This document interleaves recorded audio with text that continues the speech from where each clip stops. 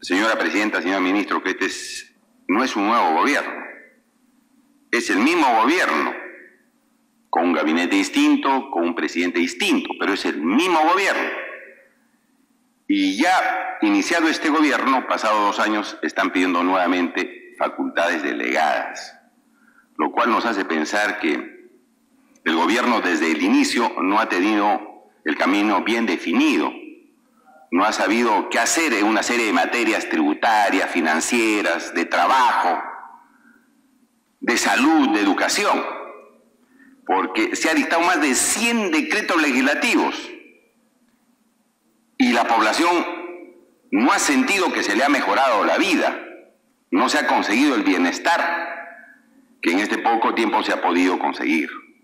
Entonces, nos sorprende que ahora nuevamente se pida las facultades de dictar leyes por parte del gobierno, cuando han tenido la gran oportunidad, señora presidenta, al inicio de este gobierno, de poder dictar decretos que pudieran poner una serie de medidas para poder llevar al país adelante. Eso en primer lugar. En segundo lugar, señora presidenta, se nos pide la posibilidad de dictar en materia tributaria y financiera decretos legislativos. Pero le pregunto al primer ministro, ¿con qué confianza el Parlamento Nacional le puede dar facultades legislativas en materia tributaria si nos han dado ya un paquetazo, primer ministro, un tarifazo? El impuesto selectivo al consumo, 38% promedio en combustibles. Nosotros ponemos la gasolina a los carros que usamos y ya la gasolina, por ejemplo, de 90 octágonos que nosotros utilizamos ha subido más de un sol. Más de un sol. Comprábamos en 10, ahora está en 11.39, 11.49. Bueno, ahí está el facilito, lo pueden consultar y consecuentemente cuando suben los combustibles, gasolinas y petróleo, se produce un efecto inflacionario, quiera o no quiera.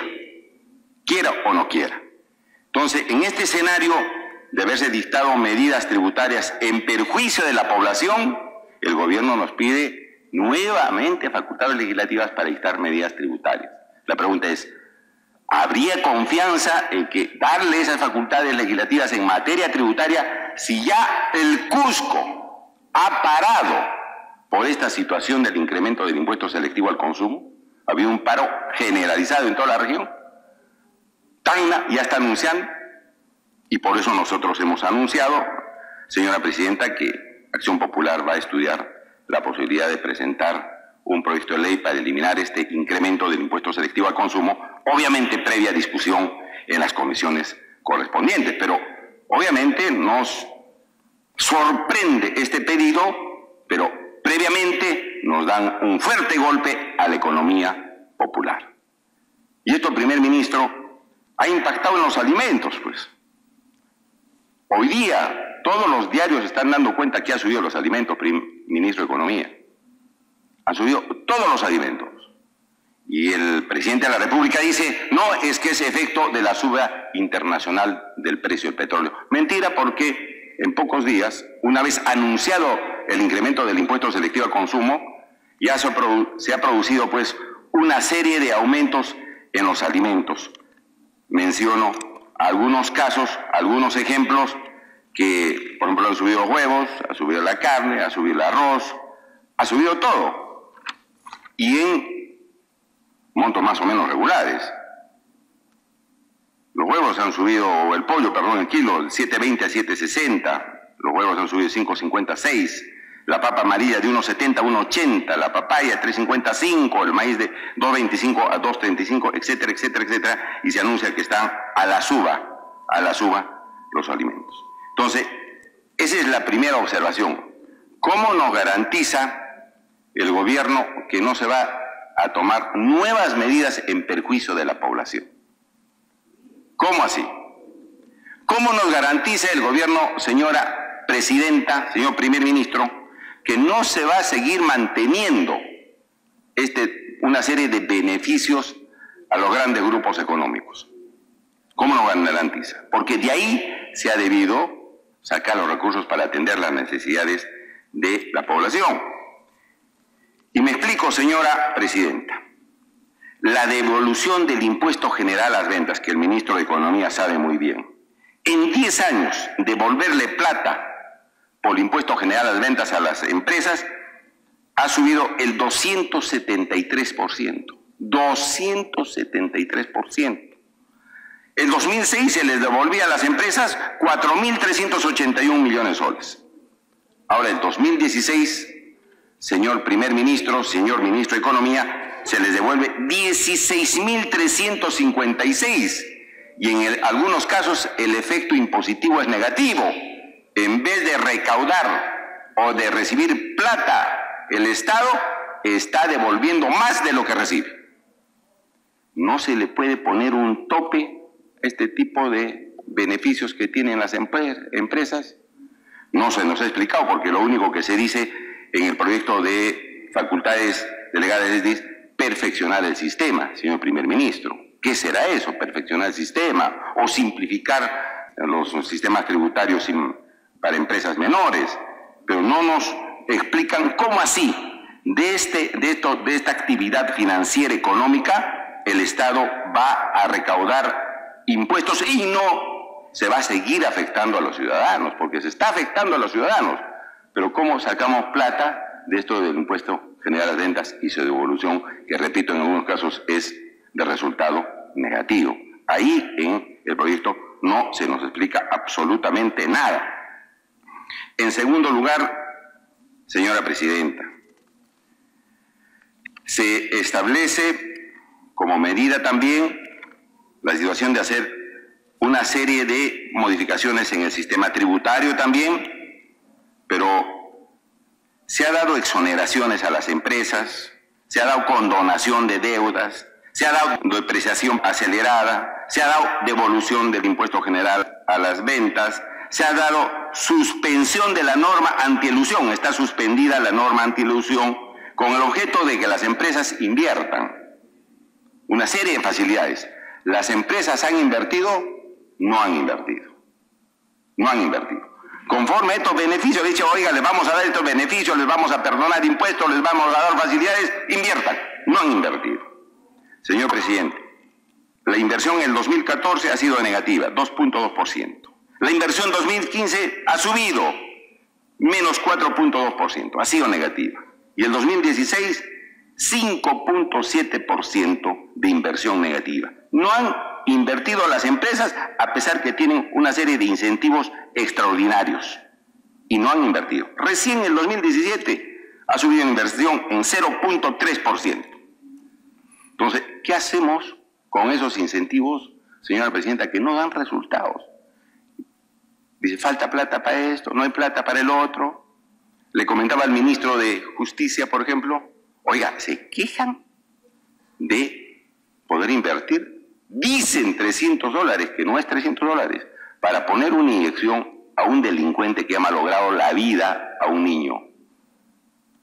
Dicen, no hay plata.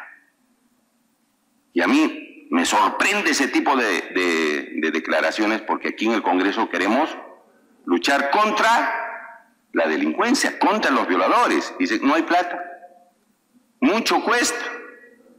Mire, si nosotros ponemos 16.000 millones de soles que se les ha perdonado a las empresas durante este tiempo, versus $300 para castrar químicamente un delincuente, y escuchar estas declaraciones del gobierno, horroriza, pues señor, a todos los peruanos. No se quiere gastar para sancionar, para prevenir, para rehabilitar a un delincuente que ha incurrido en un delito grave. Entonces, ¿dónde debe salir la plata? De acá, pues señor. De acá debe salir la plata, no necesariamente del bolsillo del ciudadano, de acá. Eso en segundo lugar. Y en tercer lugar, señor, los contratos de estabilidad jurídica tienen impuestos congelados. ¿Ha visto usted lo que ha pasado en Bolivia? En Bolivia los han sentado en la mesa y le han dicho, señor, ustedes están pagando muy poco. Están pagando muy poco, tienen que pagar más, porque son nuestros recursos naturales que se lo están llevando a precio huevo. Los minerales, el gas, se llevan a precio huevo. En minerales, a veces no pagan impuesto por esto del famosa devolución del impuesto general a ventas. Pero los demás recursos naturales los estamos regalando y nadie hace nada. Y para recaudar, impuesto selectivo al consumo. Y no se toca, señor ministro de Economía, señor primer ministro, este tipo de problemas que están sufriendo los peruanos. Se están llevando nuestros recursos, señora presidenta, regalados, a precio regalado. Entonces, ¿qué medidas tomar sobre este asunto, primer ministro? No se nos explica nada en las facultades. Solamente han puesto ahí, por ejemplo, que se va a extender 21 años. Mire, dice, vamos a extender 21 años las exoneraciones a los sistemas tributarios en materia de agroexportación y otros más. ¿21 años, señor? ¿21 años? A mí me parece, pues, eso terriblemente exagerado. 21 años. Oiga, si se ha exonerado eso como 30 años, creo que tiene la exoneración. Siguen 21 años. Ya, pues, la situación trae preocupación porque, repito, la población cree que son los peruanos los que pagan el pato, los ciudadanos de a pie, y las grandes transnacionales se siguen llevando las ganancias en este Perú. Acá en el Perú, señor presidente, los de Gamarra, para tener una tiendita así, corren riesgo, invierten bajo riesgo. Pero en el Perú, el Estado peruano contrata con las grandes transnacionales garantizándole las ganancias. Cualquiera se negocia así, pues. No tiene ningún riesgo. Y tenemos varios contratos así. Se les garantiza las utilidades. Los ciudadanos, señor primer ministro, a veces invierten mal y quiebran. Y se acabaron, se arruinaron. Pero los grandes grupos económicos tienen unas grandes ventajas, no tienen imposición de impuestos, no se les haga pagar impuestos y tienen garantizadas sus utilidades. Cualquiera hace negocio así. Y eso, señor, no se está revisando. No se está revisando. Ahora, eso respecto a la situación financiera, señor primer ministro y señor ministro de Economía. Pero a la situación de pensiones. En esto sí, por parte de Acción Popular vamos a ser implacables y por eso también nos produce desconfianza dar las facultades legislativas. No estamos tranquilos porque siempre nos han engañado, nos han estafado. Dicen, vamos a estudiar, vamos a ver, vamos a ampliar la cobertura de las pensiones para aquellos que han retirado sus aportes de las AFPs, ¿no? Para que tenga un seguro de por vida. Y usted entenderá que en este país los contratos de pago de pensiones en las compañías de seguro son los más usureros, son los más abusivos y reciben pensiones miserables. ¿Usted cree que un ciudadano, escuchando que el aporte que ha retirado en base a la ley que ha dado el Congreso de retirar los aportes de la AFP y le diga al Estado, vamos a asegurar que una compañía de seguros le pague ahora su pensión, vamos a hacer un nuevo producto, ¿va a estar tranquilo? No va a estar tranquilo. El ciudadano quiere disponer, de acuerdo a su libertad, su dinero. Lo pone en el banco y va a ganar mucho más utilidades para, no sé si más o menos, pero puede invertir en un negocio, en lo que sea. Pero si le ponen eso en las facultades delegadas, es decir, van a modificar estas leyes que han sido, yo diría, las mejores leyes de los últimos 10 años en este Parlamento de la devolución de los aportes. Obviamente nosotros no estamos tranquilos, señor ministro de Economía, para dar esas facultades. No estamos en condiciones, ni emocionales, ni materiales, ni jurídicas, porque se ponen una serie de cosas acá que creo que no van a tono de lo que está sucediendo en las pensiones en Perú. Le comentaba el otro día, ¿cuánto gana un pescador? Y eso, la diferencia, ¿ha visto usted la indiferencia del gobierno, del Estado? ¿Sabe usted cuánto cobra un sol? Un pescador de pensión. Primer ministro, le decía al ministro de Economía, un sol recibe de pensión un pescador, otros 7 soles y otros 11 soles. Y el Estado indiferente. Con él no es que le sigan pagando un sol, que le sigan pagando los 7 soles, con nosotros no. Para nosotros no, ni más ni menos. Señor, eso es violación de los derechos de la gente. ¿Cómo va a haber una pensión de un sol de un pescador que ha trabajado 20 o 30 años, que ha habido problemas en la caja del pescador y todo lo demás, entendible. Pero no puede el Estado peruano seguir pagando en las ventanillas del Banco de la Nación a un pescador un sol. Pero sobre eso no hay nada, sobre la facultad del delegado. Yo creo que ahí el Estado tiene que hacer urgentemente algo. Ministro de Justicia, usted tiene que hacer justicia a la gente, ¿no? Un sol, imagínese, cobrando un pescador como pensión. Terrible, terrible. Y nosotros pensamos, Presidenta, que algo tiene que hacerse en esta materia. Y en AFPs nosotros le pedimos, así, respetuosa pero tajantemente, que no se toque las leyes de retiro de aportes a AFPs. Y finalmente, señora, la ley de servir. Acá dice que la van a perfeccionar, la van a modificar, la van a detallar, no sé qué van a hacer con la ley de servir, pero esa ley no sirve para nada, primer ministro. La han perforado por todos lados. Se han salido los del Banco Central de Reserva, ya no están los de la SUNAT, ya no está el Poder Judicial, todos han fugado de esa ley.